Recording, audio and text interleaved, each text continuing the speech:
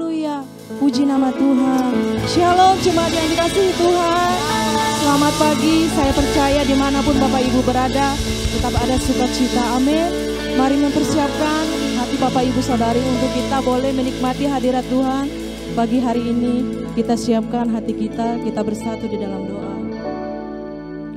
Kami mengucap syukur dan berterima kasih buat kasih setiamu yang selalu baru setiap hari dalam hidup kami Tuhan.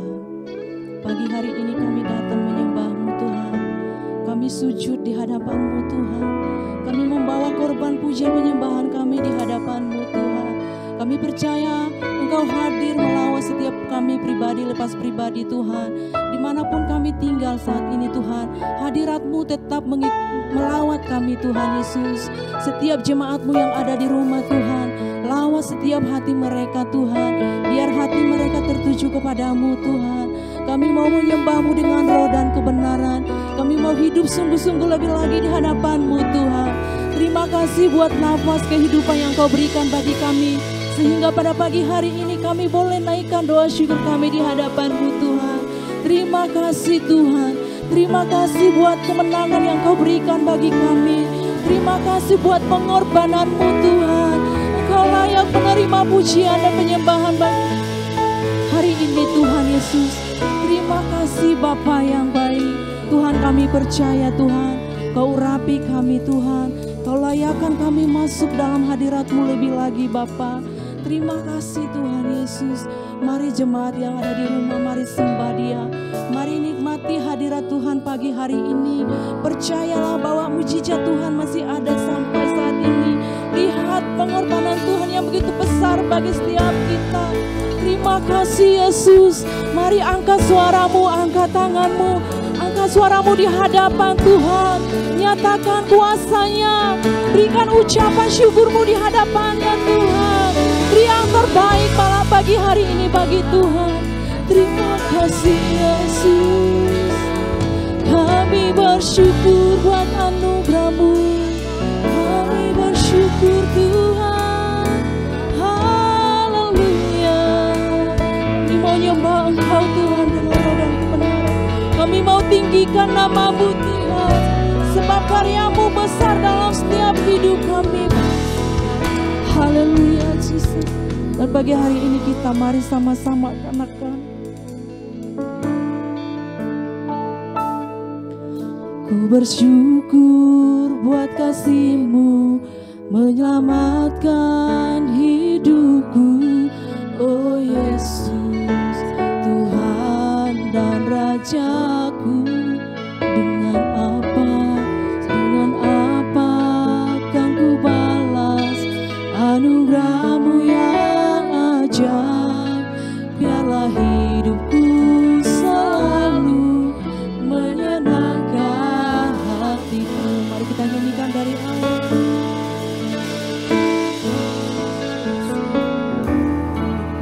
Ku bersyukur buat kasih-Mu menyelamatkan hidupku. Oh Yesus, Tuhan dan Rajaku. Dengan apa kami membalas kasih-Mu Tuhan? Kan ku balas anugerah-Mu yang ajaib. Biarlah hidupku selalu menyenangkan hati-Mu. Kami kagum akan Engkau, betapa kagum ku melihat perbuatan tangan-Mu, ajaib dan mulianya kuasa-Mu nyata dalam hidupku. Sungguh ku tak dapat mengerti besarnya karya-Mu. Oh indahnya, oh heran kasih-Mu. Kami bersyukur buat setiap penyertaan Tuhan dalam hidup kami. Ku bersyukur buat kasih-Mu menyelamatkan hidup. Terima kasih Tuhan. Kau sudah berikan hidup yang baru bagi kami. Engkaulah Raja kami yang kami sembah. Engkaulah Raja kami yang kami tinggikan. Haleluya Jesus. Biarlah hidupku selalu menyenangkan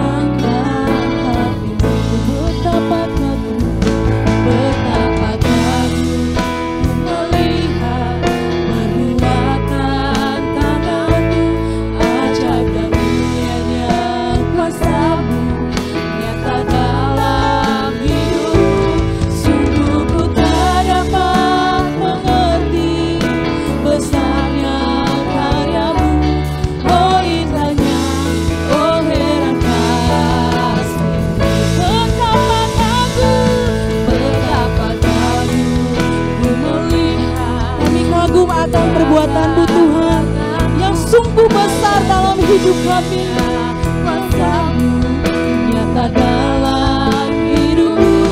Sungguh ku tak dapat mengerti besarnya karya-Mu.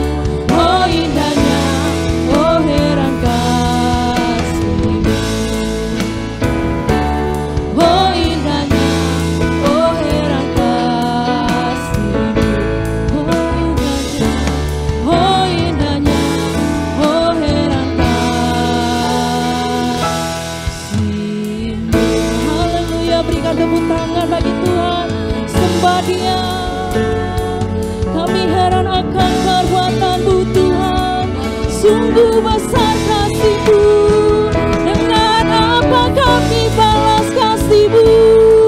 Biar hidup kami bawa untuk memuji-Mu, menyembah-Mu Tuhan. Kami sembah Kau Tuhan, kami tinggikan nama-Mu, kami agungkan Engkau. Terima kasih buat karya-Mu. Haleluya, haleluya. Mari yang di rumah, mari sembah Dia. Tanggalkan segala aktivitasmu. Mari sembah Dia, rasakan hadirat Tuhan. Dimanapun Bapak Ibu berada, rasakan hadirat Tuhan yang luar biasa pagi hari ini. Hinarabaya takarabaya sakarabaya sande. Hinarabaya takarabaya sande. Kami bersyukur buat kasih-Mu, kami bersyukur buat cinta-Mu. Kau Raja di atas segala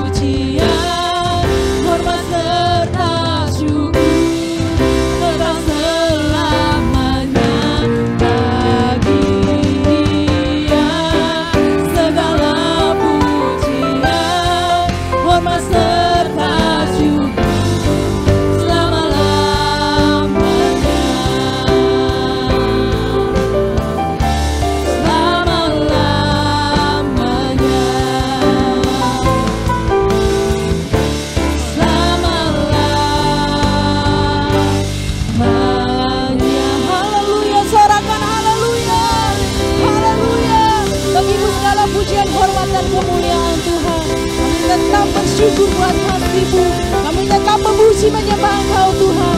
Kami mau meninggikan Engkau lebih lagi. Kami mau bersorak-sorai bagi nama-Mu Tuhan. Yang siap untuk memuji Tuhan, mari sama-sama katakan amin. Bapak Ibu, Tuhan itu baik. Kita percaya Dia sudah mati dan bangkit dan memberikan kemenangan bagi setiap kita yang percaya. Amin. Haleluya. Mari yang di rumah bangkit berdiri. Mari berikan yang terbaik bagi Tuhan pagi hari ini. Mari kita memuji, menyembah Tuhan. Sebab Tuhan kita baik. Amin.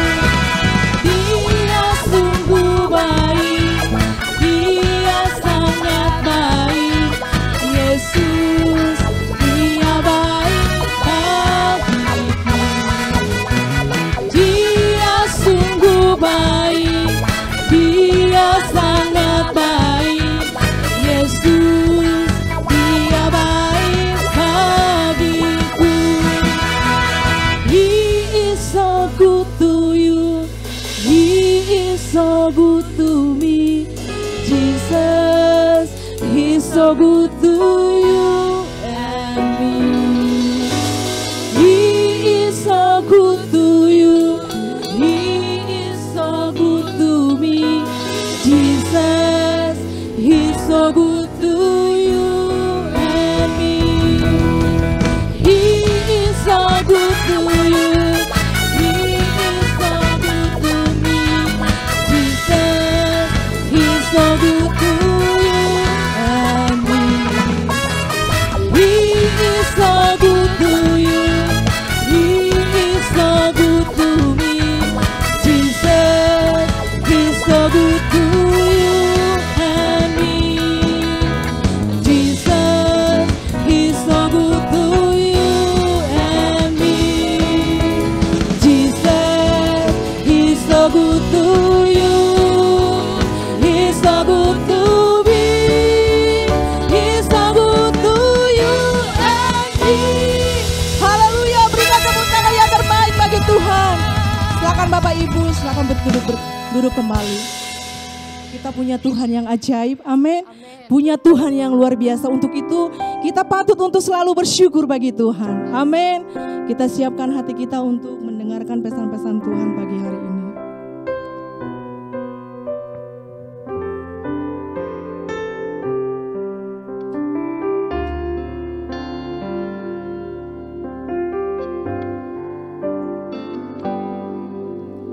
Apapun yang terjadi dalam hidupku ini, tak pernah ku ragukan kasih-Mu Tuhan.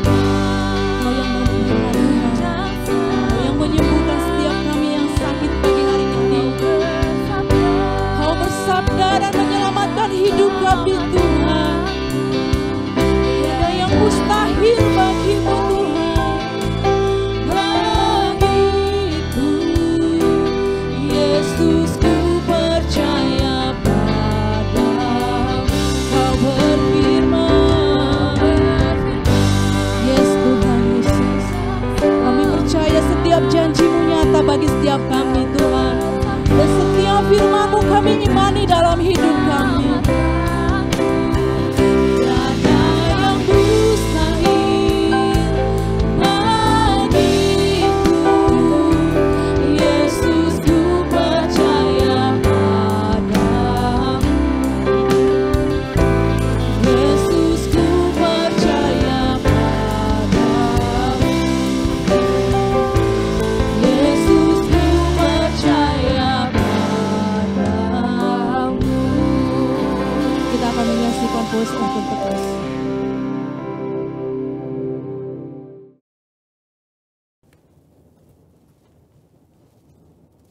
Shalom saudara, dalam edisi Voice of Pentecost kali ini, kita akan membahas mengenai hati-hati dengan mulutmu. Pada tahun 1900-an di Amerika Serikat, pernah diadakan suatu penelitian terhadap 2 keluarga untuk meneliti pengaruh perkataan dan karakter terhadap keturunan mereka. Secara mengejutkan, hasil yang didapat adalah keluarga Jonathan Edwards yang mendidik anak mereka sesuai perkataan firman Tuhan memiliki keturunan yang berhasil. Sedangkan keluarga Max Jukes yang tidak memperhatikan perkataan mereka sesuai dengan firman Tuhan memiliki keturunan yang buruk dan tidak berhasil. Hal ini membuktikan bahwa perkataan kita memiliki kuasa bagi masa depan kita. Yesaya 50 ayat 4 dikatakan, Tuhan Allah telah memberikan kepadaku lidah seorang murid, supaya dengan perkataan aku dapat memberi semangat baru kepada orang yang letih lesu. Setiap pagi ia mempertajam pendengaranku untuk mendengar seperti seorang murid. Pertanyaannya sekarang, bagaimana caranya agar lidah kita disebut sebagai lidah seorang murid? Yang pertama, mengendalikan setiap perkataan yang keluar dari mulut kita. Yakobus 3 ayat 5, 6, dan 8 berkata, demikian juga lidah, walaupun suatu anggota kecil dari tubuh, namun dapat memegahkan perkara-perkara yang besar. Lihatlah, betapapun kecilnya api, ia dapat membakar hutan yang besar. Lidah pun adalah api. Ia merupakan suatu dunia kejahatan dan mengambil tempat di antara anggota-anggota tubuh kita sebagai sesuatu yang dapat menodai seluruh tubuh dan menyalakan roda kehidupan kita. Sedang ia sendiri dinyalakan oleh api neraka, tetapi tidak seorang pun yang berkuasa menjinakkan lidah. Ia adalah sesuatu yang buas, yang tak terkuasai, dan penuh racun yang mematikan. Hal ini harusnya menyadarkan kita bahwa dosa perkataan atau dosa lidah bukanlah sesuatu yang main-main. Daud sendiri menyatakan bagaimana dia memiliki tekad yang kuat untuk menjaga dirinya supaya jangan berdosa dengan lidahnya. Daud memberikan sebuah istilah menahan mulutnya dengan kekang, di mana kekang artinya melakukan kontrol, memegang kendali terhadap mulut atau perkataan kita. Memang bukan sesuatu yang mudah, tapi bukan merupakan hal yang mustahil karena dengan pertolongan dari Roh Kudus, kita pasti bisa melaluinya. Yang kedua, menyadari bahwa semua perkataan kita diperhatikan oleh Tuhan. Perkataan merupakan ekspresi hati dan ungkapan dari apa yang kita pikirkan. Tuhan melihat kita jauh ke lubuk hati kita yang terdalam. Ia mengetahui segala motivasi hati kita. Mungkin orang lain dapat kita bohongi dengan perkataan manis dan lembut yang sebenarnya hanya sekedar menutupi hati yang busuk atau pikiran yang jahat. Tapi Tuhan tidak dapat dibohongi. Daud menyatakan dalam Mazmur 139 ayat 4, sebab sebelum lidahku mengeluarkan perkataan, sesungguhnya semuanya telah kau ketahui, ya Tuhan. Dalam konteks dunia modern saat ini, di mana media sosial menjadi salah satu sarana komunikasi yang dipakai untuk mengungkapkan ide, pendapat, komentar, informasi, bahkan curahan isi hati, jari-jari kita sebagai alternatif lidah atau bisa dikatakan sebagai lidah yang menuliskan perkataan kita di medsos juga harus kudus. Jangan sampai jari-jari kita mengetikkan pesan hoax, yaitu berita sembarangan yang tidak terbukti kebenarannya, apalagi yang menimbulkan perpecahan, kebencian, kebingungan, bahkan penyesatan bagi orang-orang yang membacanya. Yang ketiga, mulut kita senantiasa memperkatakan firman dan puji-pujian. Salah satu cara efektif untuk menjaga agar kita tidak salah menggunakan perkataan adalah dengan menggunakannya secara benar, yakni dengan cara senantiasa memperkatakan firman Tuhan dan puji-pujian kepada Tuhan di setiap waktu, di setiap keadaan, di setiap situasi kepada semua orang. Sambil kita memuji-muji Tuhan, ingatlah Apa yang Tuhan nyatakan melalui Yakobus dalam suratnya? Jikalau ada seorang menganggap dirinya beribadah, tetapi tidak mengekang lidahnya, ia menipu dirinya sendiri. Maka sia-sialah ibadahnya. Sebagai contoh, bila kita mengalami suatu kejadian yang kurang baik, kita tetap memperkatakan ucapan syukur kepada Tuhan dan bukannya bersungut-sungut, karena firman Tuhan berkata, mengucap syukurlah dalam segala hal. Yang keempat, menyelaraskan perkataan dengan perbuatan kita. Dalam 1 Yohanes 3 ayat 18 dikatakan bahwa kita harus mengasihi bukan hanya dengan perkataan atau dengan lidah saja, tetapi dengan perbuatan dan dalam kebenaran. Perkataan adalah sesuatu yang nyata dan dapat didengar secara nyata. Namun, ketika perkataan diucapkan untuk menyatakan perasaan kasih kepada seseorang, hal tersebut bisa menjadi sesuatu yang tidak berarti apa-apa jika tidak disertai dengan perbuatan nyata seperti yang dikatakan. Misalnya, ketika kita berkata bahwa kita mengasihi Tuhan dengan segenap hati, namun kita malas beribadah atau malas melakukan firman Tuhan, maka perkataan kita tidak bermakna sama sekali. Kita perlu menyelaraskan perkataan dengan perbuatan kita. Dengan demikian, membantu kita untuk berpikir sebelum berkata-kata. Amsal 18 ayat 20-21 mengingatkan bahwa hidup dan mati dikuasai lidah. Oleh sebab itu, kita perlu memperhatikan apa yang kita ucapkan. Biar dari mulut kita hanya keluar kata-kata yang membangun, bukan menghancurkan. Menguatkan, bukan melemahkan. Ingat, Amsal 18 ayat 20-21 juga berbicara mengenai apa yang kita ketik di sosial media. Biar perkataan dan postingan kita memuliakan nama Tuhan. Saudara, untuk penjelasan lebih lengkapnya dari tim teologi kami, jangan lupa untuk buka link yang ada di atas atau scan QR Code yang tersedia. Salam integritas, Tuhan Yesus memberkati.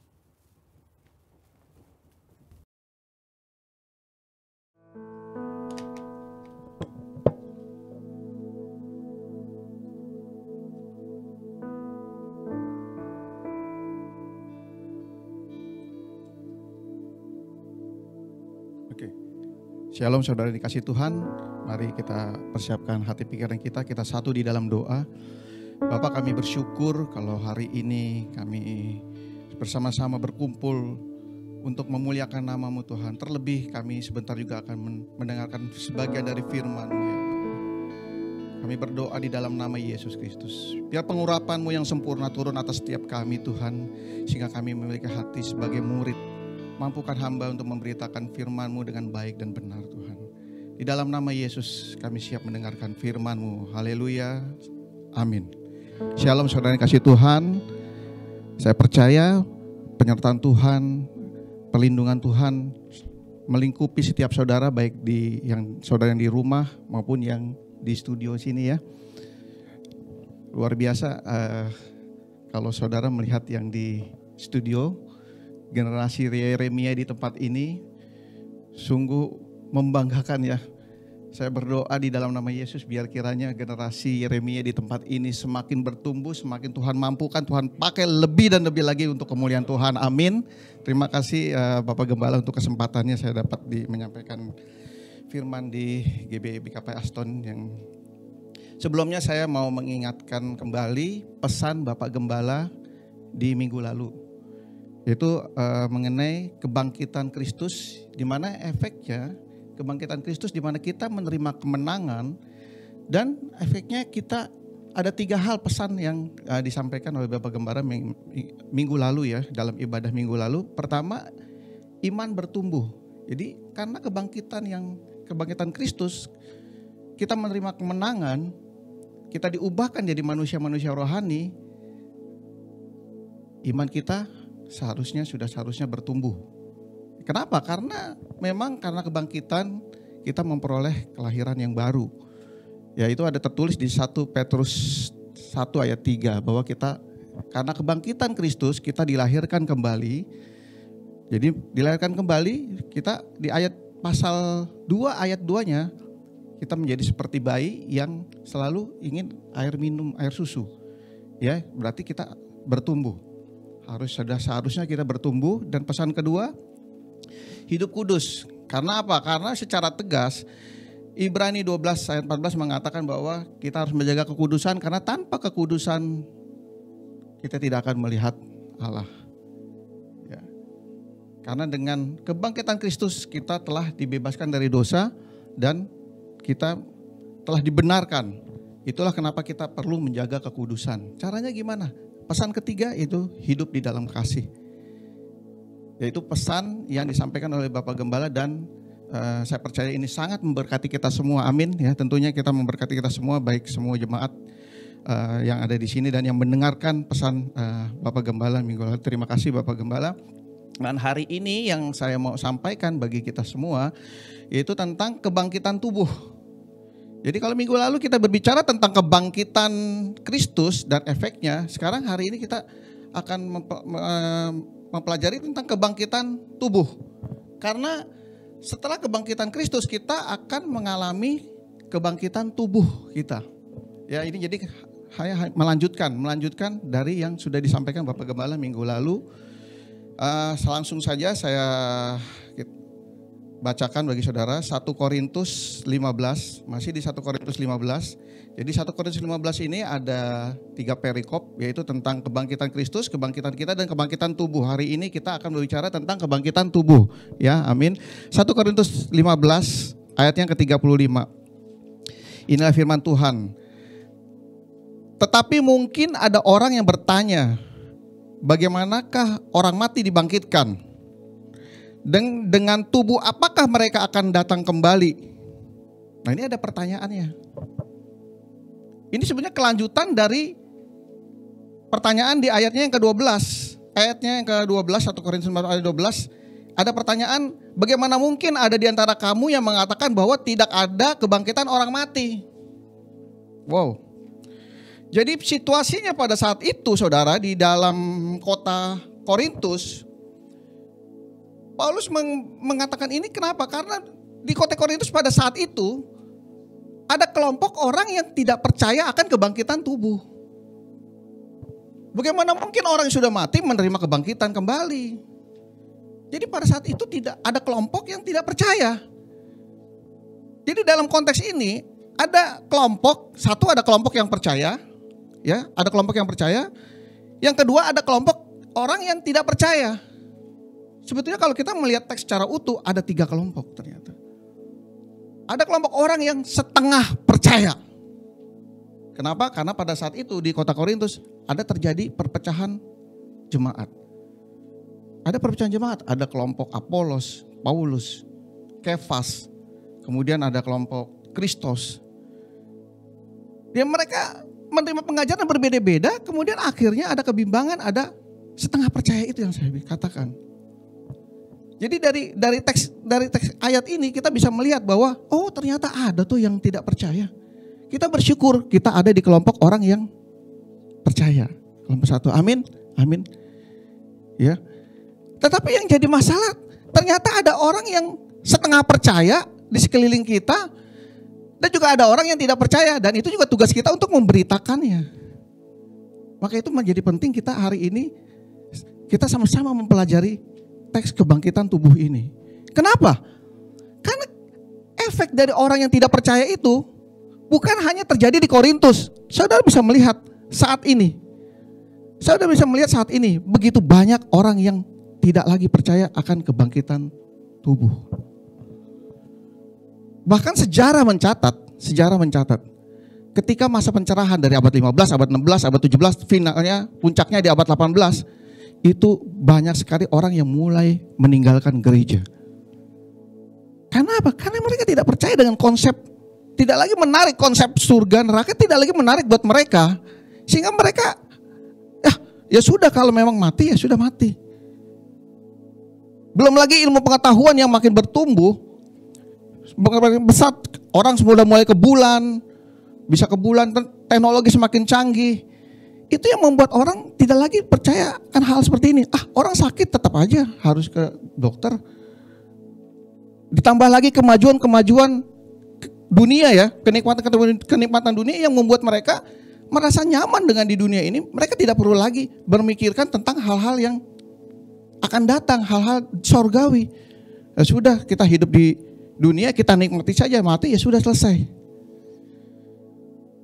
Nah, ini yang menurut saya ini adalah satu tantangan bagi setiap orang percaya. Supaya apa? Supaya tidak ada satu dari setiap kita yang sudah menjadi percaya terhilang ataupun ragu-ragu dan makin lama hilang. Menjadi bagian dari orang yang tidak percaya. Setuju ya hari ini kita sama-sama kita belajar dari firman Tuhan ini. Hari ini saya mengajak setiap kita untuk Bible Studies. Mungkin secara singkat nanti bisa dicatat ayat-ayatnya, karena nggak mungkin dong saya beritain sepanjang ini, itu pasti waktunya nggak cukup.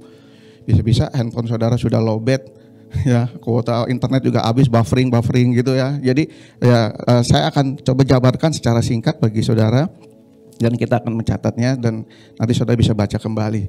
Saya langsung saja ke ayat selanjutnya, ayat 36, bahwa di situ Paulus mengatakan bahwa apa yang engkau sendiri taburkan tidak akan tumbuh dan hidup kalau ia tidak mati dahulu. Dan yang engkau taburkan bukanlah tubuh tanaman yang akan tumbuh, tetapi biji yang tidak berkulit, umpamanya biji gandum atau biji lain. Ini hanya perumpamaan bahwa prosesnya, tadi kan ada pertanyaan bagaimana orang mati dibangkitkan. Jadi prosesnya yaitu manusia akan mengalami kematian dahulu. Seperti biji ditaburkan akan mengalami mati, kemudian baru dia hidup.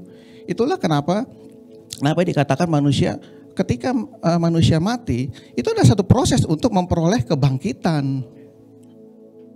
Jadi kita sebenarnya tidak perlu takut dengan menghadapi kematian. Gitu. Karena apa? Kita sebagai orang percaya yang sudah menerima Kristus dan ada kebangkitan Kristus yang sudah dimeteraikan di dalam setiap kita, itu kita akan mengalami kebangkitan setelah kematian. Nah itu prosesnya seperti itu ya. Nah saya langsung aja, berarti di ayat ke-40-nya ada tubuh sorgawi dan ada tubuh duniawi. Tetapi kemuliaan tubuh sorgawi lain daripada kemuliaan tubuh duniawi. Jadi maksudnya kemuliaan tubuh kita saat ini itu berbeda dengan tubuh sorgawi yang nanti akan kita terima. Itu lebih mulia.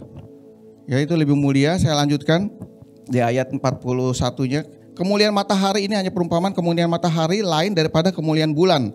Dan kemuliaan bulan lain daripada kemuliaan bintang-bintang. Dan kemuliaan bintang yang satu berbeda dengan kemuliaan bintang yang lain. Kemudian di ayat ke-42-nya, demikian pula halnya dengan kebangkitan orang mati, ditaburkan dalam kebinasaan, dibangkitkan dalam ketidakbinasaan. Ditaburkan dalam kehinaan, dibangkitkan dalam kemuliaan. Ditaburkan dalam kelemahan, dibangkitkan dalam kekuatan. Jadi sesuatu yang kita sekarang ini, itu ada suatu kebinasaan. Kehidupan kita di dunia ini adalah nanti akan menuju kebinasaan untuk memperoleh yang namanya kemuliaan, kekuatan yang baru. Saya lanjutkan ke ayat yang ke-45 ya. Seperti ada tertulis, manusia pertama Adam menjadi makhluk yang hidup. Tetapi Adam yang akhir menjadi roh yang menghidupkan. Tetapi yang mula-mula datang bukanlah yang rohania, tetapi yang alamiah. Kemudian barulah datang yang rohania. Ayat 47, manusia pertama berasal dari debu tanah dan bersifat jasmani. Manusia kedua berasal dari sorga. Saudara kekasih Tuhan, ini ada satu gambaran bahwa kita sekarang yang hidup di dunia ini, itu adalah gambaran bahwa kita masih manusia-manusia Adam. Tapi setelah kita menerima Kristus, roh Tuhan sudah hadir dalam setiap kita. Kita menjadi manusia yang kedua, yaitu berasal dari sorga. Jadi dengan tubuh apakah? Pertanyaannya tadi, dengan tubuh apakah kita akan datang kembali? Yaitu dengan tubuh sorgawi. Jadi makhluk, di ayat selanjutnya dikatakan makhluk-makhluk sorgawi sama dengan dia yang berasal dari surga. Artinya berarti kita akan sama seperti Yesus Kristus, tubuh kita akan sama seperti Yesus Kristus, yaitu tubuh surgawi. Ini ada tercatat, ditegaskan kembali di Filipi 3 ayatnya yang ke-20 ayat sampai 21. Filipi 3 ayat 20 sampai 21 di mana dikatakan bahwa oleh kebangkitannya kita menjadi warga negara sorga. Kemudian di ayat 21-nya Tuhan Yesus mengubah tubuh kita menjadi serupa dengan tubuhnya yang mulia. Ya. Jadi sederhana saudara, jawabannya sebetulnya tubuh yang akan kita terima setelah kematian pertama, yaitu adalah tubuh surga, tubuh surgawi, yaitu serupa dengan tubuh kemuliaan Kristus Yesus. Jadi kita hidup di dalam sebagai manusia-manusia rohani. Ya. Kelihatannya simpel. Iyalah, memang sudah ketika kita meninggal, kita akan hidup menjadi manusia rohani. Kemudian kita akan menjadi warga kerajaan surga. Pertanyaannya, setelah kita menjadi warga kerajaan surga, setelah kita hidup di dalam menjadi manusia-manusia rohani itu, apa sih yang kita lakukan? Apa yang akan kita kerjakan setelah itu? Mari kita buka Wahyu pasal 20 ayatnya yang ke-6.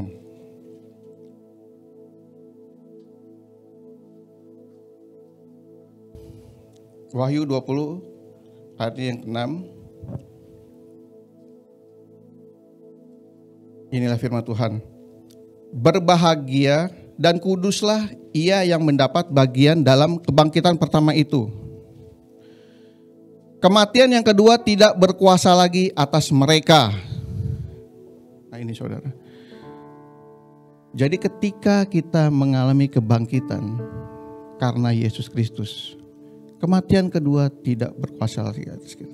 Artinya kita menerima kehidupan yang kekal. Ini adalah hak kita sebagai orang percaya. Berbeda dengan mereka yang tidak percaya, yang tadi ada kelompok orang yang tidak percaya. Berbeda dengan mereka karena di ayat 12-nya saya akan bacakan di ayat ke-12. Dan aku melihat orang-orang mati besar dan kecil berdiri di depan tahta itu. Ingat kata orang-orang mati ini berarti bukan kita ya saudara ya. Ini bukan kita. Jadi Wahyu 20 ayat 12 ini mengatakan orang-orang mati besar dan kecil berdiri di depan tahta itu. Lalu dibuka sebuah kitab dan dibuka juga sebuah kitab lain yaitu kitab kehidupan. Orang-orang mati akan dihakimi menurut perbuatan mereka. Ini bukan orang yang dikatakan di sini, bukan orang-orang percaya, bukan orang yang sudah menerima kebangkitan. Ini berbicara tentang orang-orang yang tidak percaya tadi. Karena apa? Mereka akan dihakimi menurut perbuatannya. Ini seringkali orang Kristen salah membaca ini. Kenapa? Oh, akan dihakimi menurut perbuatannya. Berarti kita menerima keselamatan ini bukan karena anugerah dong. Ini karena lihat, ini menurut perbuatan. Berarti semua karena perbuatan, bukan itu saudara. Ini yang dikatakan di sini adalah orang-orang yang kelompok orang yang tidak percaya.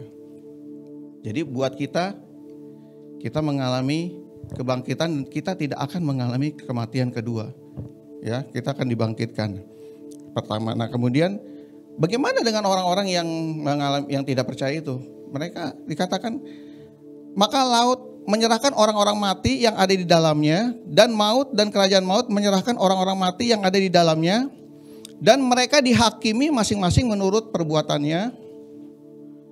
Lalu di ayat selanjutnya dikatakan mereka akan dilemparkan ke dalam nyala api. Simple saudara. Hari ini yang saya sampaikan sederhana, bahwa orang percaya kita semua ini akan dibangkitkan, menerima hidup kekal dan tidak akan mengalami kematian kedua. Tetapi orang yang tidak percaya akan mengalami lagi kematian kedua. Tentu saya percaya kita semua akan mengerti konsep ini bahwa oh ya benar, karena kita sudah di dalam Kristus kita akan menerima kehidupan kekal. Lantas apa implikasinya terhadap setelah kita mengetahui ini, apa sih yang harus kita kerjakan? Ini yang penting. Kenapa? Karena ternyata di depan sana yang akan kita hadapi pada masa-masa yang akan datang itu, yang sekarang dan yang akan datang, itu adalah satu goncangan-goncangan yang membuat kita bisa saja akan terhilang iman percaya kita dengan konsep ini, dengan apa yang sudah disampaikan firman tentang kebangkitan ini, bahwa kita memiliki hak untuk memperoleh yang namanya kehidupan yang kekal, dan kita tidak akan mengalami kematian kedua.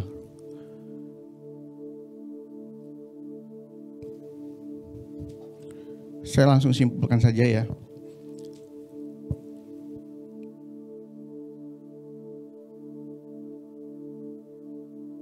Buat kita yang sudah menerima kebangkitan pertama dan tidak lagi mengalami kematian kedua. Pertama adalah sudah seharusnya kita pertama mempertahankan iman kita. Dan yang kedua yang penting adalah beritakan bahwa kebangkitan kita yang kita peroleh karena Kristus, yang kita peroleh karena kebangkitan Kristus yang telah berkorban di kayu salib, adalah satu kemenangan atas maut. Caranya gimana? Caranya kita harus mencerminkan bahwa setiap kita orang percaya, memang di dalam setiap kita ada roh Tuhan,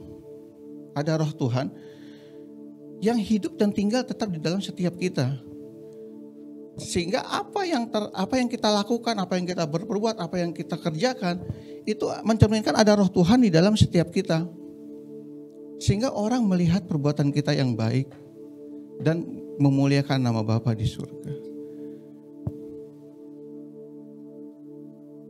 Jadi simpel ya saudara ya.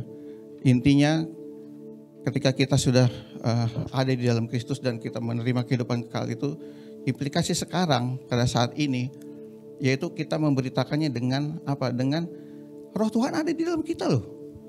Roh Tuhan ada di dalam kita berarti sudah selayaknya, sudah sepantasnya, sudah seharusnya apa yang kita perbuat, apa yang kita lakukan mencerminkan adanya roh Tuhan di dalam kita. Dan secara otomatis kita akan berbuah banyak. Itu akan terlihat dari buah kita. Kesabaran, kesetiaan, kejujuran, rendah hati, lemah lembut. Itu akan tampak di dalam kehidupan setiap orang percaya. Itulah kenapa setelah kita tahu bahwa kita akan menerima tubuh kemuliaan, implikasi dari itu hari ini saya mengajak saudara setiap kita, yuk kita hidup untuk menjadi cerminan bahwa ada roh Tuhan di dalam setiap kita yang memancarkan roh Tuhan sehingga orang-orang di luar sana melihat bahwa memang kita hidup. Roh Tuhan hidup di dalam kita. Jadi mereka bukan lagi melihat roh kita, tidak lagi melihat tubuh kita yang jasmani, yang terikat dunia, tetapi mereka orang di luar sana melihat bahwa ada roh Tuhan di dalam setiap kita, terpancar bagi mereka, sehingga kemuliaan Tuhan terlihat tampak dalam setiap tingkah laku dan perbuatan kita.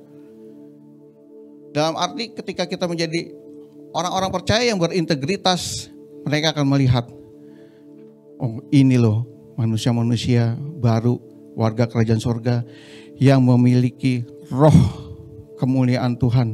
Semua karena apa yang telah diselesaikan oleh Tuhan Yesus Kristus. Amin. Sebagai penutup saya akan bacakan bagi saudara ayat ke 57 sampai 58. 1 Korintus 15 ayatnya ke 57 sampai 58. Inilah firman Tuhan.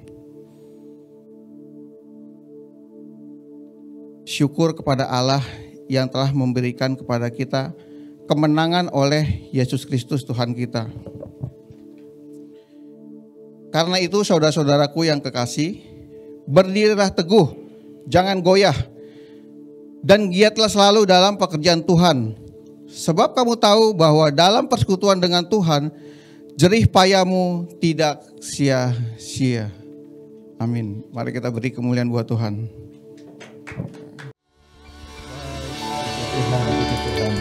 Baik, terima kasih hambanya Bapak Evangelis Nofman Sumadi STH yang sudah menyampaikan firman Tuhan bagi kita pagi hari ini. Bahwa janji kebangkitan, kalau Yesus Kristus bangkit, dia bangkit dari kubur dan kemudian naik ke surga. Dan kita percaya sebagai orang yang percaya dan telah diselamatkan, terima Yesus, maka kita juga kelak di dalam kematian yang kita alami, yaitu kematian pertama nanti, yaitu tubuh kita ini akan mati, dan tapi Tuhan akan ubah dalam tubuh kemuliaan. Akan tetapi saudara kasih dalam Tuhan, hal ini tidak akan semudah seperti yang kita ucapkan, sebab ada minimal 3 hal yang sudah disampaikan tadi. Yang pertama, tentunya pastikan tetap pertahankan imanmu kepada Kristus. Amin.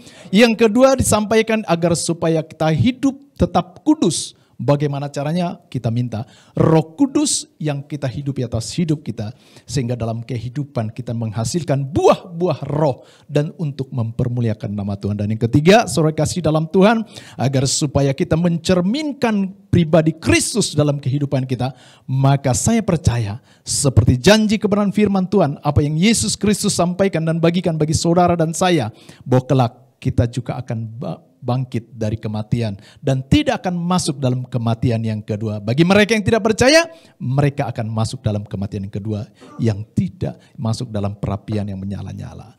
Kita bersyukur saudara kasih dalam Tuhan, janji kebenaran firman Tuhan ini bagi saudara dan saya membawa satu sukacita bagi kita. Pertandingan iman kita di bumi ini belum selesai. Mari terus bangkitkan imanmu bagi Kristus. Katakan amin. Puji Tuhan. Tuhan Yesus memberkati kita. Salam. Saya persilahkan bacakan pengumuman.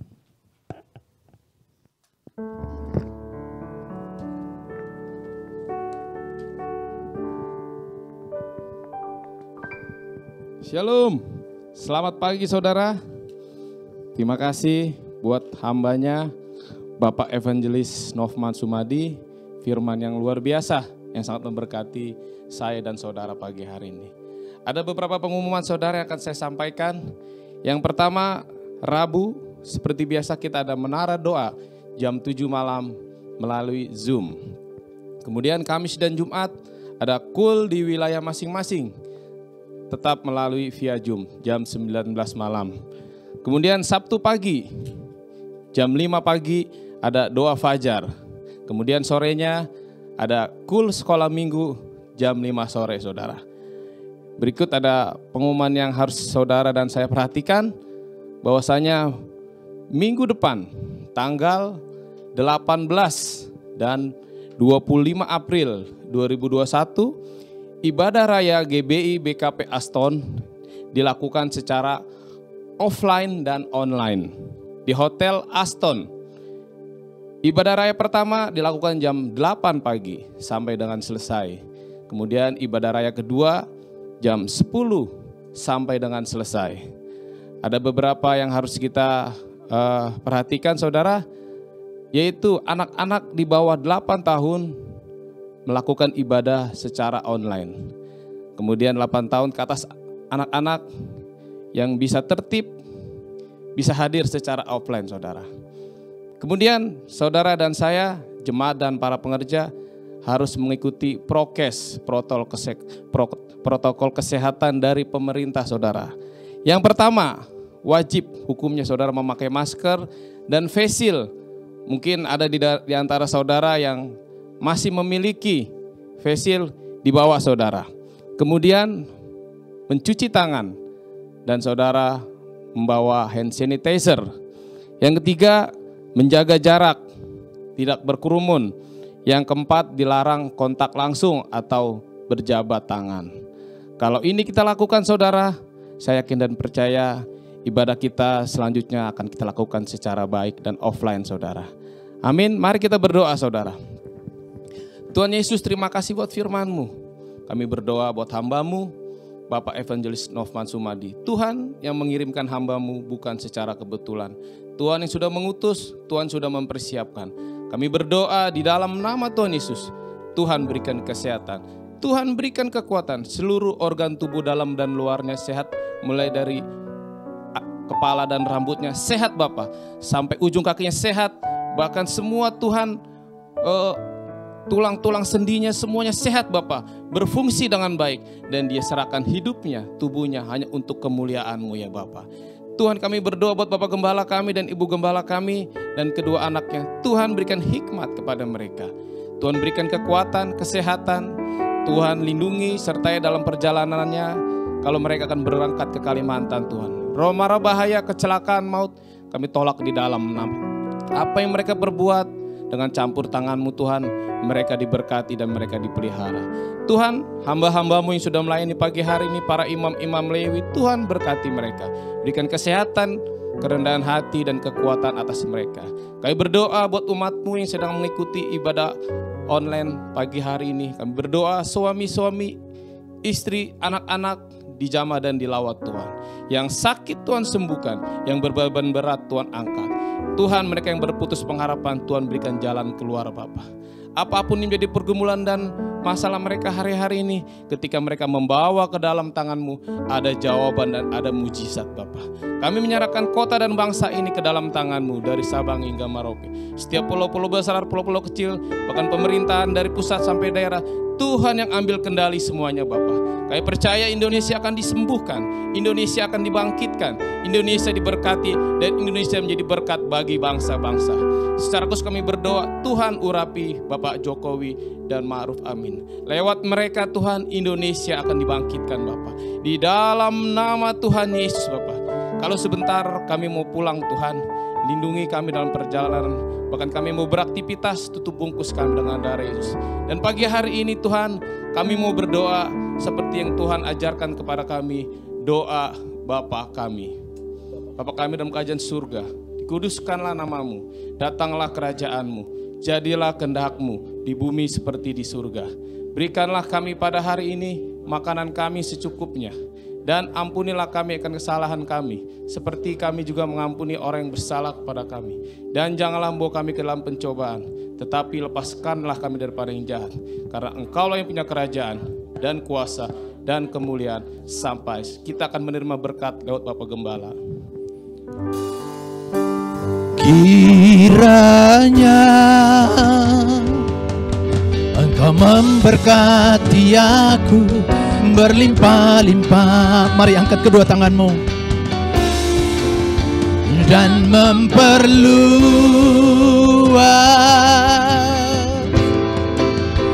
daerahku,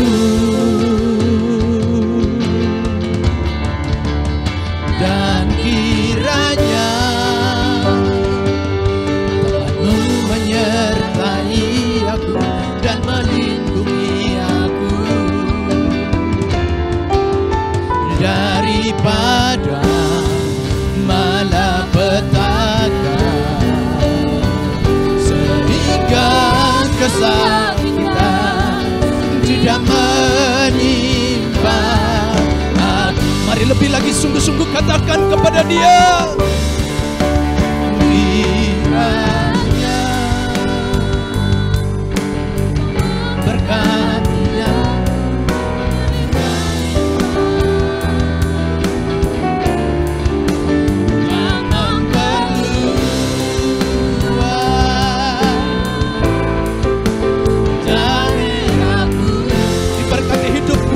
usaha pekerjaanmu dalam nama Yesus. Kiranya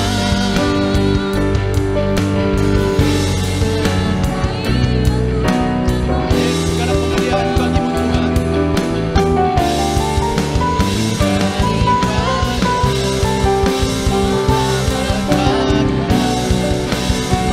Sehingga tidak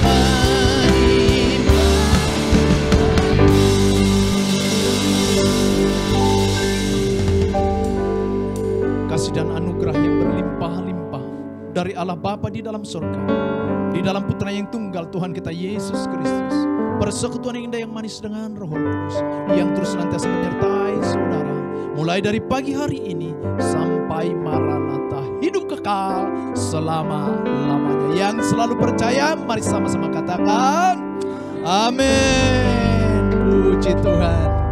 Baik, Tuhan Yesus berkati.